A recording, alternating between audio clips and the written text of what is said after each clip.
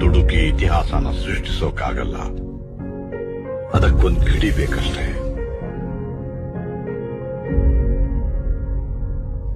ಅವತ್ತು ಕಾಡ್ಗಿಚ್ಚೆ ಹತ್ಕೊಂಡು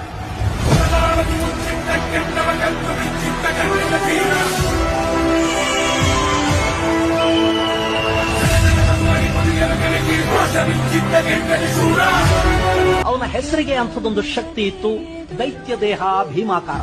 ಅವನನ್ನ ನೋಡೋದೇ ಒಂದು ಆನಂದ ಅನ್ನೋ ಹಾಗಿತ್ತು. ರಾಜಗಾಂಭೀರ್ಯದಲ್ಲಿ ಅವನು ಹೆಜ್ಜೆ ಹಾಕ್ತಾ ಇದ್ರೆ ಅದನ್ನ ಕಣ್ ತುಂಬಿಕೊಳ್ಳೋದಕ್ಕೆ ಸಹಸ್ರಾರು ಜನ ಬಂದು ನಿಲ್ತಾ ಇದ್ರು. ಒಂದು ಕಾಲದಲ್ಲಿ ಅವನು ಪುಂಡ ಅನ್ನಿಸ್ಕೊಂಡ, ಆ ನಂತರ ಹಂತಕ ಅನ್ನೋ ಕುಖ್ಯಾತಿಯನ್ನು ಪಡ್ಕೊಂಡ.